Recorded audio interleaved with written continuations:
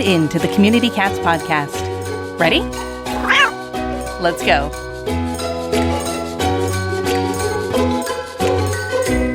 Welcome to the Community Cats podcast. I am your host, Stacy LeBaron. I've been involved helping homeless cats for over 30 years with the Merrimack River Feline Rescue Society.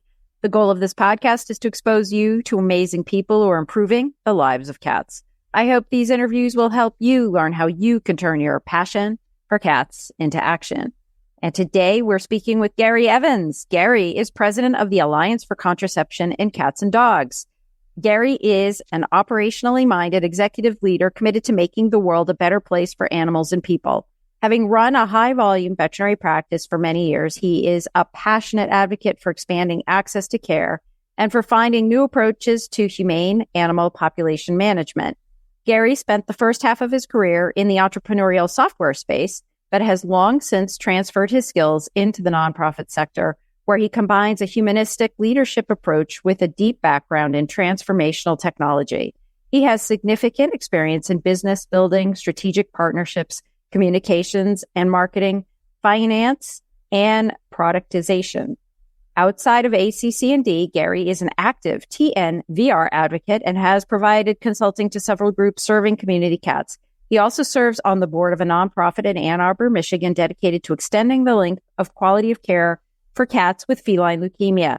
He served for 3 years as the chair of the Training and Education Committee for the Michigan Pet Alliance. Gary, I'd like to welcome you to the show. Thank you so much. It's awesome to be here, Stacy.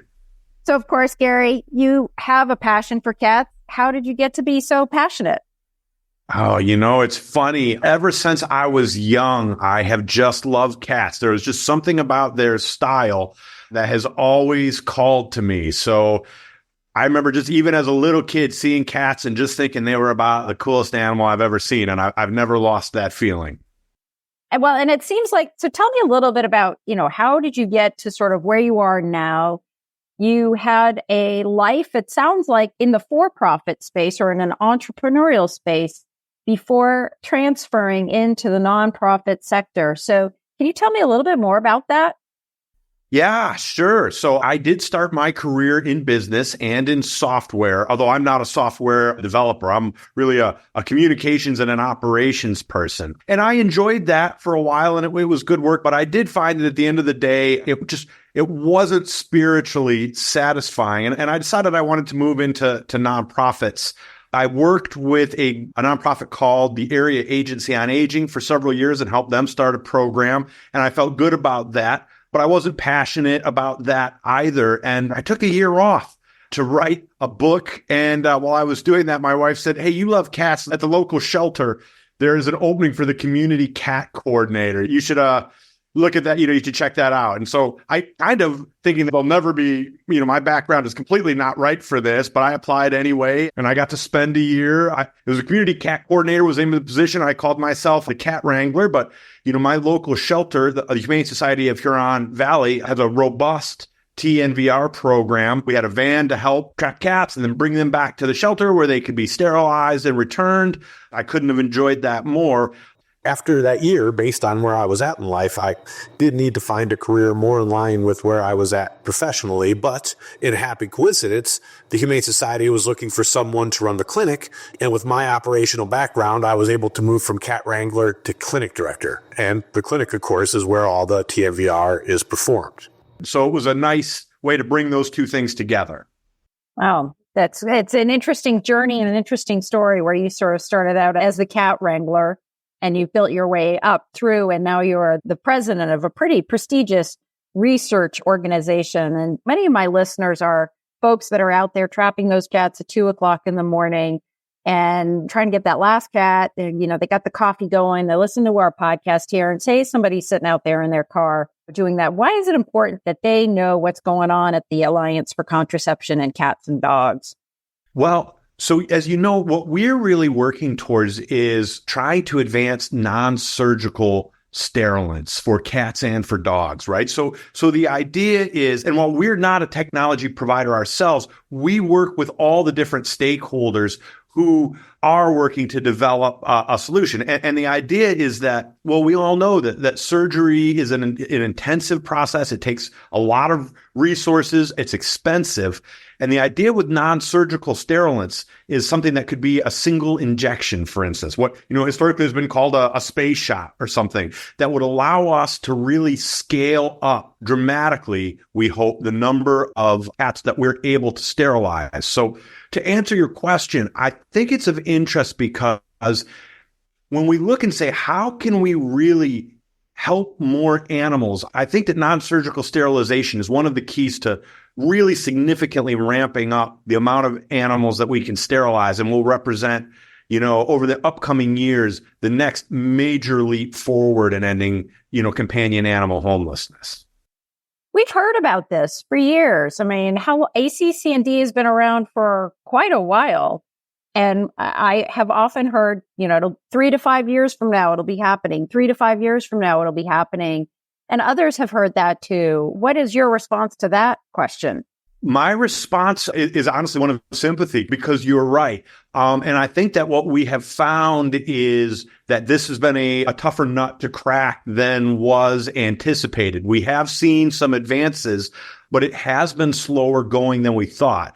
But I will say I am optimistic. And the reason I was excited to move into this role earlier this year is because I do think that the advances that we're seeing right now are quite likely to lead to some big steps forward. That said, I still think we are several years away from having something on the market that we can use. What I've been telling people is I think 10 years from now, we will be seeing the impact of non-surgical sterilants.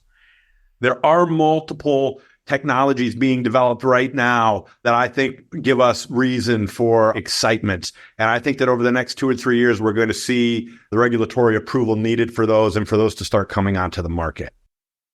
I know because of some of these questions and also through COVID, as well as we now have a veterinary shortage, technician shortage, staffing shortage at a variety of different levels. I think ACC&D have done some research on other alternatives for the potential of reducing cat overpopulation. And I didn't know if you wanted to share some of that information that you have up on your website. Yeah, certainly. So one of the things that I will say is that we don't in the United States have access to all of the tools that are available in other parts of the world. There is, for instance, there are some contraceptive medications or implants that are available in other places that aren't available here. One, though, that is worth talking about, even though it's not widely used, is something called MA or megestrol acetate.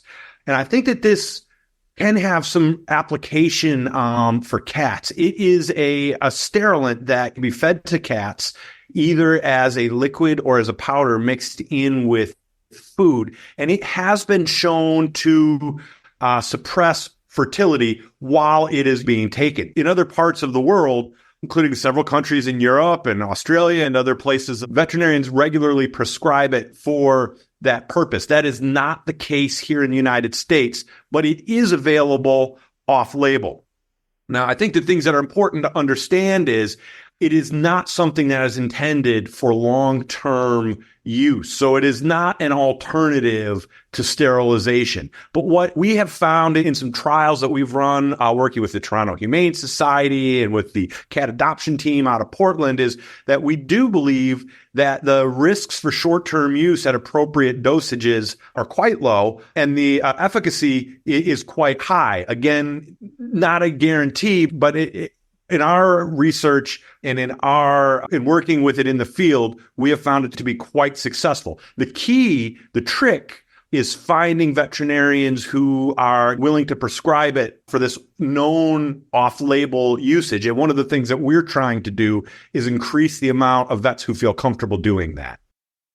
Oh, interesting. So is there something that we can do with our own veterinarians to be able to try and get them introduced to using this, or to help convince them that there might be the option of using this in areas where we are really still at spay-neuter desert level?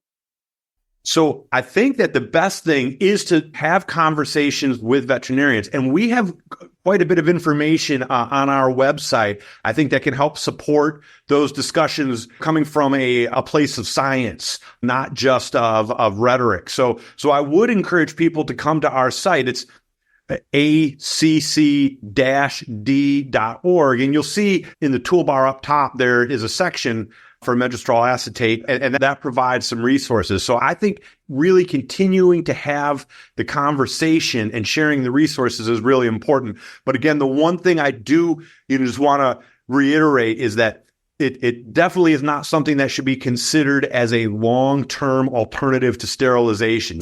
We find that its best use case is when you have resources that will be becoming available for sterilization, but this helps reduce unwanted pregnancies until those resources become available. I know you mentioned that ACC&D is pretty much of a research organization focused on this very specific topic, but also your heart is at the ground level by running that community CAP program. You're also located in Michigan, which I would also think is a staffing shortage area. I hear stories coming out of Michigan all the time with a variety of clinics that have 3 and 4 veterinary positions open, quite a few technician positions open. So from your perspective, or your new perspective to where you were before, how do you feel that this will help facilitate, or how do we get out of this staffing shortage, either through an ACC&D type initiative or just from what you know as being the boots on the ground?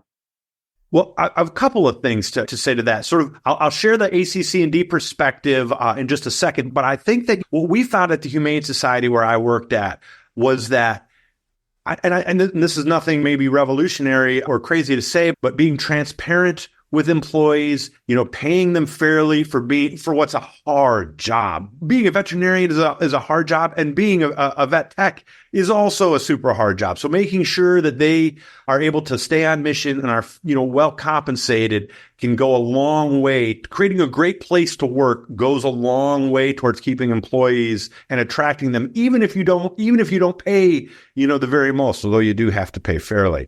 But I will say one of the things, seeing the challenges that we ran into being able to sterilize all the animals that we wanted to was part of what drew me to the pursuit of non-surgical sterilants. And what ultimately I think is going to make the difference is how much less resources are needed to perform a sterilization. When I say resources, that means equipment, that means people, and it means time. To give you, I know we're all cat people, and I am also, but to share an example with dogs, there's a woman who's the veterinary director of the Humane Society of Winnipeg named Dr. Gina Bowen. She has been using an injectable contraceptive, not available in the United States, called Trap-Neuter-Return in Canada, where access to care is really difficult. What they have found is instead of a team of 6 and over a ton of supplies needed to go up and do sterilizations with the implants, they can use a team of 2 and dramatically reduce the amount of resources they need to carry with them. In addition to that, each injection takes significantly less time than a surgery. There's no recovery period anyway, so people can actually be with their animal while it's getting the injection and leave with it after. So really across the chain, the amount of resources are being reduced. And that's ultimately where the promise of non-surgical sterilization to really transform our approach to sterilization and ending pet homelessness really starts to shine. Yeah, that'd be fantastic. And I also think from a private practice veterinary or any veterinary scenario, if you could, let's say, inject non-surgical sterilant in 30 in an hour, as you say, with 2 technicians versus what we do right now, you could certainly make the financials work well in a private practice at an affordable price for members of the community. So therefore, there would be a scalable model going on there that really works for cats, because in this world, cats are very good at reproducing, and we need our sterilization programs to also work at scale. And right now we're swimming against the tide on that one. And so this would create a model where a private practice the nonprofit clinics, pretty much everybody could 3x, 4x or more the volume of cats they'd be able to handle. Is that an accurate statement?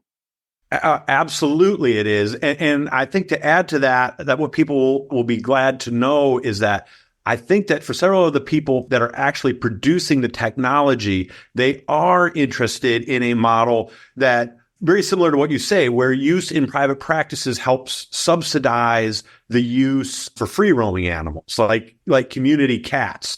So I think that, the ability to increase scale I think it is highly conceivable that will reduce the cost for the end cost for consumers while still giving veterinarians a chance to increase the amount of animals they help while also, increasing the amount of money that their practice is able to generate. Ready to make 2025 your most impactful year yet? Get the Community Cats Pass for 2025. Over $400 worth of expert-led education and events for just $250. With this pass, you'll gain access to all our major virtual events, including the online cat conference, online kitten conference, online behavior day, the return to home workshop, and many more certificate programs like colony caretaking tips and tricks and our TNR certification workshop. Plus, every new virtual event we add to the 2025 calendar will be included at no additional cost. It's your all-access ticket to becoming the ultimate community cat advocate while saving big. Visit communitycatspodcast.com/2025 pass. Grab your Community Cats Pass for 2025 right now. That's communitycatspodcast.com/2025 pass, because informed advocates save lives. Start your 2025 with a purr-focused purpose. Join us for the 8th Annual Online Cat Conference on January 25th and 26th, a 2-day virtual event designed to give you the tools and knowledge to make a real difference for cats in your community. Here's what's in store: inspiring speakers sharing success stories and expert advice, actionable strategies to elevate your advocacy efforts, and the chance to connect with fellow cat lovers and grow together. Whether you're a seasoned cat champion or just starting your journey, this is your opportunity to learn from the best and create lasting change for our feline friends. Don't wait. Register now at communitycatspodcast.com. Some highlights: Vicky Halls of International Cat Care will be talking about the jigsaw puzzle of sustainable and effective cat population management. Rebecca Burley of Pennies for People, Animals, and Wildlife Shelters will lead a compassion fatigue workshop with practical applications. You'll also go globetrotting with Brian Cordes of Neighborhood Cats. Consider Community Kittens with Rosemarie Crawford of the National Kitten Coalition. And get the latest on feline leukemia from FELV expert Margaret Tompkins of the Tompkins Foundation. That's just a few of the speakers who'll be sharing their knowledge at the online cat conference. Again, visit communitycatspodcast.com to learn more and register today. That's communitycatspodcast.com. We can't wait to see you there. Did you know that attending one of our upcoming events could be completely free? At the Community Cats Podcast, we're proud to offer scholarships for many of our virtual workshops and conferences so everyone who cares for cats can participate. Whether you're looking to develop new skills, connect with experts, or increase your impact in the community, these scholarships make it easy for everyone to participate. All you need to do is apply. New opportunities are added regularly, so be sure to visit communitycatspodcast.com/event-scholarships. You never know what might be available, and filling out a simple application form could give you access to an event that will help you change the lives of cats in your neighborhood. We'd like to thank generous sponsors like Maddie's Fund, the Tompkins Foundation, the Joni Bernard Foundation, and others for making these learning opportunities possible. That's communitycatspodcast.com/event-scholarships. Don't miss out. Apply today. Want an easy grant opportunity for your animal organization? Maddie's Fund is giving away a $3,000 grant each month to one lucky Maddie's Pet Forum member. You'll automatically be entered to win each month when you start a new discussion, reply to a new post, or upload a new library resource. Learn more at forum.maddiesfund.org today. So as a community cat person, we all know what an ear tip is. And if we're not anesthetizing our cats, how are we going to be able to identify the community cat? So it's a great question. And it's something that we've been actively working on trying to answer. And to that end, we're working with Georgia Tech to develop what we're calling a microneedle tattoo system, which in essence is a piece of equipment that you are able to simply just touch a tattoo applicator to an ear of a cat, or it could be a dog, and that leaves an indelible mark. It is painless for the animal. It can be applied in about 1 second. Now, 1 second of trying to get to the ear of a community cat could still be challenging. So there may be sedation that is required to do that. But we're quite optimistic about the ability of this technology to not only mark animals that have been sterilized, but also additional use cases. Like they have similar problems, particularly where they have free roaming dogs, for identifying an animal who has received a rabies vaccination, for instance. And so our system, we really think, is going to be able to help in a lot of these type of instances. The one thing that I can see private practice veterinarians or any veterinarian honestly wondering is if there's a cat, like a community cat in a trap, and they're doing the injection, but they're not able to perform an exam on the cat. When the cat's knocked out, they're able to do an exam to check coat, body texture, look at the pads of their feet, do a general exam on the cat, look at their teeth. That's not happening. That's going by the wayside in this scenario. Have you run into any questions on that topic? Well, I think you put your finger on an important issue. I guess what I would say is at the scale right now that we can operate, while yes, the cats that we can help do, we can clearly do a more thorough examination of a community cat if it's fully anesthetized. But the amount of cats that we are able to help or do anything at all for is significantly reduced, by that need. So there's always this balance of how can we provide the most help to animals, and by being able to help a lot more of them, and still for that matter, be able to at least do a visual analysis and say, oh, this cat, something is clearly wrong with its leg, or I can see that it's got an infection. You still have the option to, do more work as needed. But you're right, to get hands-on with the cat, that ability will be reduced. But again, the upside is that we will be able to help significantly more cats. Right. I mean, I've run through this scenario so many times with folks where, if you've got 10 unspayed or neutered cats in your backyard and you have $100 and it costs $10 to get each cat spayed or neutered, or you could do a full blood workup on 5 of the cats and do spay neuter with your $100. How are you going to spend your resources? And I'm going to spend my resources as much as possible on ensuring that those 10 cats are not going to have kittens. And then the other stuff is like the icing on the cake. I agree with you fundamentally. And I think that approach is what does the most to reduce the suffering of the kitties that we love. Right. I mean, the most of the suffering that does happen out there on the streets involves kittens. Yes. And, as much as we'd love to say that we would like to ensure that there are no adult cats out on the streets, I think that's a very challenging statement because so many folks in this world also have indoor-outdoor cats, and everybody has a right to do what they want, and they've grown up in different ways. And I've had indoor-outdoor cats in my life, and so that's the way it goes. But having kittens growing up outdoors in their first year of life is extremely challenging, with moms also having a tough time. And so that's what I want to focus our efforts, which is stopping having those kittens being born outside and having such a very troubling life out there. And that's where this program would be focused, I would assume. You're exactly right. And the fatality rate for kittens is appalling. And yes, and that is very much the goal. And really, it also, even for the adults outside, does mean that we're able to keep their numbers. The goal is to be able to keep their numbers at a spot where they're healthier and happier also. Right. Yeah. And over time, their numbers will decline also, as it happened for me in Newburyport when they started out at the Merrimack River Feline Rescue Society with 300 cats. When I joined them, they had more like 125 cats on the Newburyport waterfront after they had brought in quite a few cats and mainly kittens. In the first year, they brought 125 cats and kittens in off the 14 colonies that they were serving. But then once they had everybody fully sterilized, the colony aged out. And by 2008, there are no more cats there. So that's the vision that I see going forward for cats everywhere. I do believe we can get there. Do you believe, Gary, that we can get to a world where we have our community cats as well as our owned cats all spayed and neutered?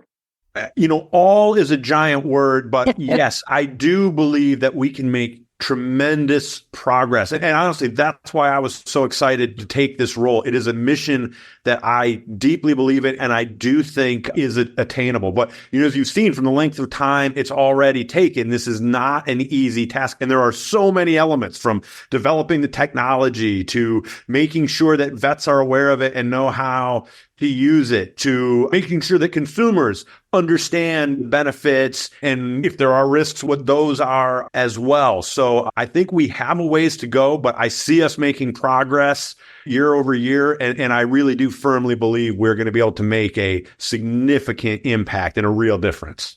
Gary, if folks are interested in finding out more in the work that you're doing at ACC&amp, how would they do that?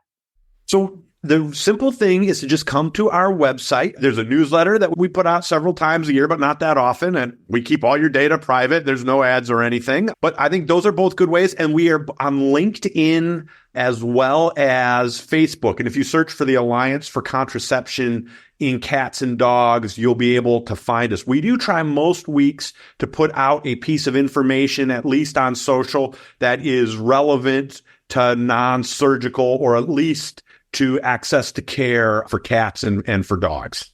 And Gary, is there anything else you'd like to share with our listeners today? The only other thing I guess I would say is if you come to our website, I think that this audience might find really interesting is we have done some research. We did computer modeling to sort of best to understand the most effective ways to conduct TNR and to compare almost from an economic perspective, the impact of different forms of population control for cats.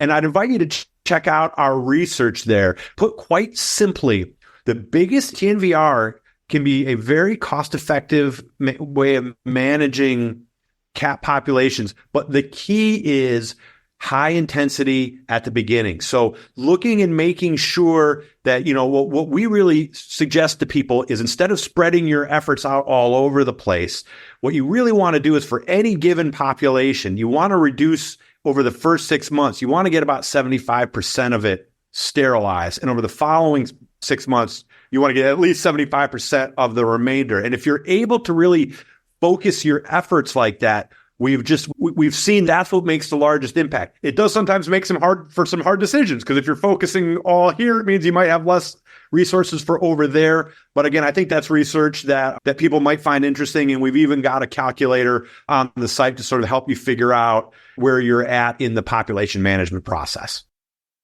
Excellent. We'll make sure we have that link to that page in the show notes so people can take a look at that. That's really interesting. And I'm a firm believer of targeted. And I think, the colony in isolation is not 100% the answer, because if you're doing this in an area where you might have a transient population, a lot of turnover in population, then you might have what I would call refeeding sources, right? That may be at a higher level than if you're out in, if it's a barn that's in a 250 acre farm and nobody knows where it is. It's not like it's in an area where people drop off. You always hear about dropping off at the barn, but if it's in an isolated area, right? So trying to keep it in perspective too, because there's a different level of monitoring that needs to go in based on those two different scenarios.